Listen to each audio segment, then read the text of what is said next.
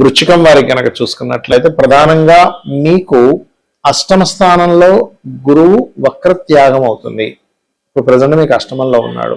ఆయన ఎప్పుడైతే వక్రత్యాగం అవుతుందో మార్చి 11వ తేదీ నుంచి ఆ గురువు అక్కడ జూన్ 2వ తేదీ వరకు ఉంటాడు. జూన్ 2 తర్వాత భాగ్యస్థానంలోకి వస్తాడు. ఈ లగ్నానికి శుభుడే, కాకపోతే ఎంత శుభుడైనప్పటికీ గురువు యొక్క రాసుల్లో శని ఉండడము, శని యొక్క రాసుల్లో రాహు ఉండడం, ఈ యొక్క డిస్పాజిటివ్ సిస్టమ్ పరంగా ఇది ఎటువంటి ఫలితాలు ఇవ్వనుంది, ఏ విషయాల పట్ల మీరు జాగ్రత్త వహించాలి, ఏ దేవత ఆరాధన చేయాలి అనేటువంటి విషయం చెప్తుంది. నేనైనప్పటికీ చెప్పిస్తుంది సాక్షాత్ లలితా అమ్మవారిగా భావిస్తూ ఆ లలితాంబిక అమ్మవారి యొక్క అనుగ్రహం మీకు పరిపూర్ణంగా కలగాలని మనస్ఫూర్తిగా కోరుకుంటూ, ఇక్కడ మీకు ఎప్పుడైతే అష్టమంలో ఉండే గురువు వక్రత్యాగం పోయిందో కొంచెం ఫైనాన్స్ హౌసెస్ మీద దాని ఎఫెక్ట్ పడుతుంది. కాబట్టి విదేశాల్లో ఉంటూ అక్కడ ఏదైనా ప్రాపర్టీ తీసుకోవాలనుకున్నా, లేకపోతే మీరు నిత్య జీవితంలో గతంలో ఏదైతే కొంచెం ఫైనాన్షియల్ ఇబ్బంది పడుతున్నారో ఆ యొక్క ఫైనాన్షియల్ ఇబ్బందులు కూడా ఇక్కడ నుంచి కొంతవరకు మీకు సెటిల్ అవుతాయి.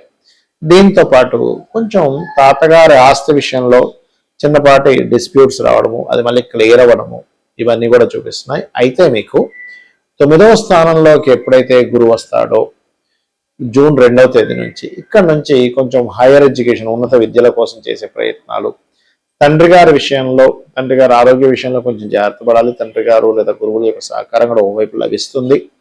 మరియు మరొక విషయం ఏంటంటే ఇక్కడ గమనించినట్లయితే ఎప్పటి నుంచో ఇప్పుడు మీకు చూడండి, మీ రాశి నుంచి మీ లగ్నం నుంచి 5వ స్థానంలో శని ఉన్నాడు.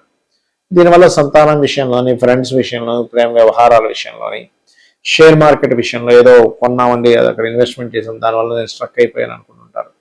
అటువంటి విషయాలలో మీరు ఏదైతే ప్రయత్నం చేస్తారో ఆ యొక్క ప్రయత్నం మూలంగా మీకు కంప్లీట్గా ఫైనాన్షియల్ గ్రోత్ అనేటువంటిది ఉంది, గుర్తుపెట్టుకోండి.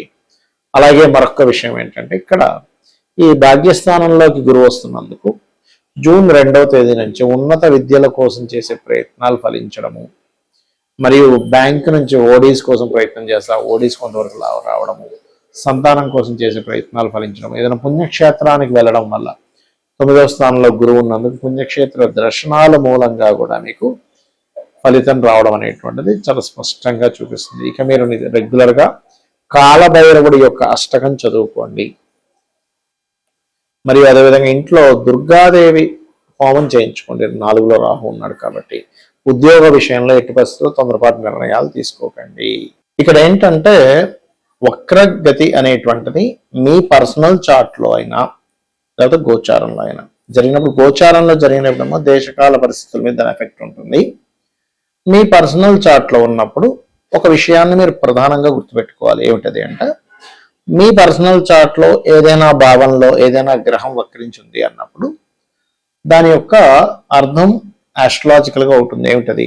ఉదాహరణకు గురువు వక్రించాడు అంటే గురు సంబంధించినటువంటిది లేదా జ్ఞాన సంబంధించింది లేదా దేవతా సంబంధించింది ఏదైనా మీరు కర్మ పాస్ట్ లైఫ్లో బ్యాలెన్స్ ఉన్నారు, సంతానానికి సంబంధించింది, సంతానము గురువు అదేవిధంగా ఇట్లాంటి విషయాల్లో మీరు బ్యాలెన్స్ ఉన్నారు అని అర్థం అనమాట.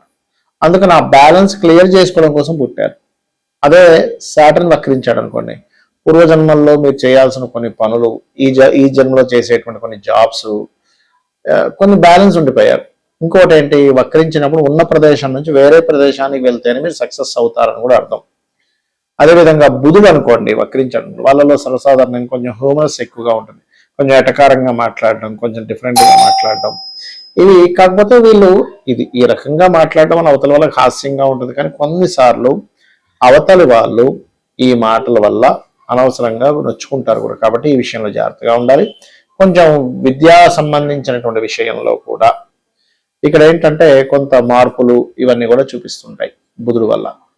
అండ్ అలాగే ఇక్కడ మరొక విషయం ఏంటంటే శుక్రుడు వక్రించాడు అనుకోండి, అంటే జీవిత భాగస్వామి లేదా వివాహ సంబంధించిన విషయాలు మిస్ అవ్వడం, లేదా మీ యొక్క జీవితంలో లేడీస్ ఎవరైతే ఉంటారో వాళ్ళ వల్ల కొన్ని విషయాలు మిస్ అవ్వడం లేదా వాళ్ళు మిస్ అవ్వడం అనేది జరుగుతుంటుందని మీరు అర్థం చేసుకోవాలి. అదేవిధంగా రాహుకేతువులు ఎప్పుడైతే వక్రించే ఉంటారు, రవిచంద్రులు అయితే ఎప్పుడు వక్రగతిలోకి వెళ్ళరు. కాబట్టి ఇక్కడ మనకేమిటి, కుజుడు వక్రించాడు అనుకోండి, ఉదాహరణకి కుజుడు వక్రిస్తే కొన్ని ల్యాండ్స్ విషయంలో మిస్ అవుతారని కూడా అర్థం. అయితే ఇక్కడ ఈ మిస్ అవుతారా పొందుతారా అని కూడా ఉంటుంది ఒక్కోసారి వక్రించినప్పుడు. అదేమిటి అంటే మీకు ఏ గ్రహం అయితే వక్రించిందో ఆ వక్రించిన దగ్గర పడినటువంటి పోర్ట్ఫోలియో అది ఏ రాశిలో వక్రించింది, ఏ నక్షత్రంలో ఉండగా వక్రించింది, ఆ వక్రించిన గ్రహం వెనక్కి వెళ్ళినప్పుడు, అంటే ఉదాహరణకి మేషంలో ఒక గ్రహం వక్రించింది అనుకోండి, అది మీనంలోకి దాని ప్రభావం చూపిస్తూ ఉంటుంది. అలా ఒక్కొక్కసారి వృషభంలోకి వెళ్ళిపోయిన గ్రహం మేషంలోకి వక్రించుకుంటూ వస్తుంది. అప్పుడు దాన్ని మీరు మీనంలోకి వెళ్తున్నట్టుగా తీసుకోకూడదు, మేషంలో ఉన్నట్టుగా తీసుకోవాలి. ఇది ప్రధానంగా మీరు చూసుకోవాలి, గుర్తుపెట్టుకోండి.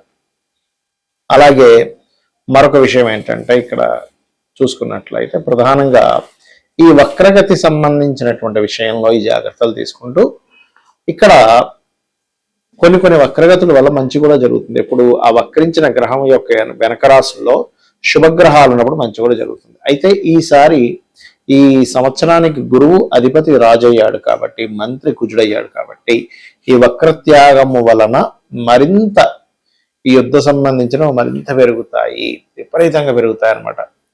అసలు మనం ఊహించలేము, బాబా ఏమిటి అసలు ఇంత విపరీతంగా పెరుగుతున్నాయని. షేర్ మార్కెట్ క్రాషెస్ అవ్వడము, లేకపోతే మనకి ఈ హిందూ సంబంధించిన దాంట్లో ఉండే వాళ్ళకి అసలు ఎక్కువ గొడవలు పెట్టుకోవడము, అండ్ అదేవిధంగా ఈ ముఖ్యంగా వక్రగతి తొలగినందుకు కాస్త ఈ యుద్ధంలో విమానాల యొక్క సంఖ్య విపరీతంగా నష్టపోవడం ప్రతి దేశము. ముఖ్యంగా అది కాకుండా రాబోయేది కూడా పరాభవనామ సంవత్సరం కాబట్టి ఎక్కువ దేశాలు వాళ్ళ సంపదలను ఈ రూపంగా పోగొట్టుకుని పరాభవం పొందుతూ ఉంటారు అనేటువంటిది కూడా పర్ఫెక్ట్గా ఇక్కడ మనకు చూపిస్తుంది. కాబట్టి వీలైనంత మట్టుకు నేను చెప్పే సజెషన్స్ ఏమిటి అంటే, కొన్ని ఆన్లైన్తో సంబంధం లేకుండా ఉండే యాప్స్ ఉంటాయి, డైరెక్షన్ చూపించేవనుకోండి, లేకపోతే ఎటువంటి పరిస్థితులు ఎలా ఉండాలనేటువంటివి కొన్ని యాప్స్ ఉంటాయి. అటువంటి యాప్స్ ఒకటి. ఇంట్లో కనీసం నెల రోజులకు సరిపోయే అంత ధనాన్ని, ఉప్పుల్ని పప్పుల్ని జాగ్రత్త చేసి పెట్టుకోండి. అదేవిధంగా కాస్త కార్లో కూడా కాస్త ఎప్పుడు కూడా కొంత ఫ్యూల్ ఉండేలా చూసుకోండి. ఎందుకంటే ఫ్యూల్కి కొంచెం ఈ ప్రైజెస్లో కూడా కొంచెం అప్ అండ్ డౌన్స్ కూడా బాగా పెరుగుతాయి గురువు వక్రగతి పోయినప్పటి నుంచి. ఈ బంగారం కానీ ఇట్లాంటి కొన్ని లోహాల యొక్క ఇది పెరగడం. అదేవిధంగా ఈ సంవత్సరం బుధుడు యొక్క రాశుల్లో గురువు వక్రత్యాగంతో ఈ యొక్క సంవత్సరం ప్రారంభం అవుతుంది కాబట్టి జన నష్టం అధికంగా ఉండడం యుద్ధాల వల్ల, పప్పుల రేట్లు విపరీతంగా పెరగడం జరుగుతాయి. కాబట్టి ఇవన్నిటిని పర్ఫెక్ట్గా ప్లాన్ చేసుకోండి. వీలైనంత మటుకు చండీ పారాయణం చేయడము, చండీ వినడము, అలాగే మీరు వీలైనంత మటుకు విష్ణు సహస్రనామాలు వినడం. ఈ మిథునంలో అందరికీ కూడా, అంటే మనకి మీ జాతకం ఉన్నా లేకపోయినా కూడా జూన్ వరకు ఎవరితోనైనా మీరు మాట్లాడేటప్పుడు, ఎవరితోనైనా ఏదైనా కమ్యూనికేట్ చేసేటప్పుడు, అగ్రిమెంట్స్ రాసుకునేటప్పుడు, పత్రాలకు సంబంధించింది ఏదైనా చేసేటప్పుడు కాస్త జాగ్రత్తగా ఉండండి. అంటే ఒక్కొక్కసారి మనకు తెలియకుండానే డాక్యుమెంట్స్ సరిగా లేకపోవడము, ఆ రకంగా ఇబ్బందులు పడడం, ఇవన్నీ కూడా మీకు కనబడుతున్నాయి. కాబట్టి ఈ యొక్క విషయంలో జాగ్రత్తగా ఉండండి. మీ లగ్నం నుంచి పంచమాధిపతి ఎవరవుతారో, లగ్నం నుంచి, రాశి నుంచి కదా, లగ్నం తెలియని వారు రాశి నుంచి చూసుకోండి. ఆ పంచమాధిపతి యొక్క ఆ అధిష్టాన దేవత ఆరాధన చేయండి. అంటే ఉదాహరణకి 27 లేదా 20 పంచమంలో ఉన్న పంచమాధిపతి అయినా సూర్యుడిని ఆరాధించడం. చంద్రుడు ఉన్నాడు, అప్పుడేంటి రాజరాజేశ్వరి అమ్మవారిని, కుజుడు ఉన్నాడు సుబ్రహ్మణ్యేశ్వర స్వామిని, బుధుడయ్యాడు విష్ణువుని, గురువయ్యాడు దత్తాత్రేయుడిని, శుక్రుడయ్యాడు అమ్మవారిని, శని అయ్యాడు ఉదాహరణకి. అప్పుడు శివుడిని లేదా ఆంజనేయ స్వామిని, లక్ష్మీనరసింహ స్వామిని కూడా చేసుకోవచ్చు. రాహుకేతువులు కనున్నట్లయితే రాహు ఉన్నాడు పంచమంలో, అప్పుడు దుర్గాదేవిని, కేతువుని, గణపతిని. ఈ రకంగా చేయడం వల్ల ఏమవుతుందంటే ఇప్పుడు ఉండేటువంటి పరిస్థితులు బాగోలేవు కాబట్టి మీరు అనవసరంగా ఘర్షణలో ఇరుక్కోవడం కానీ, లేకపోతే మనకు చూడండి ఇండియన్సే రకరకాల దేశాల్లో ఉన్నారు, ఆ యొక్క దేశాలలో మీరు అనవసరంగా వెళ్ళి అక్కడ స్ట్రక్ అవ్వడం కానీ, అక్కడ పడేటువంటి బాంబులు అనుకోండి. ఇప్పుడు చూడండి చాలా మంది పాపం దుబాయ్ అట్లాంటి కంట్రీస్కి వెళ్ళి అక్కడ భయపడుతూ ఉన్నారు, బిక్కు అనుకుంటూ ఉన్నారు. అటువంటి ప్రదేశాల్లో ఉండేటువంటి వారు కూడా ఎటువంటి ఇబ్బంది కలగకుండా ఉంటుంది. ముఖ్యంగా ఈ పంచమాధిపతి యొక్క అధిష్టాన దేవతను కనుక మీరు చేసుకున్నట్లయితే. శ్రీమాత్రే నమః.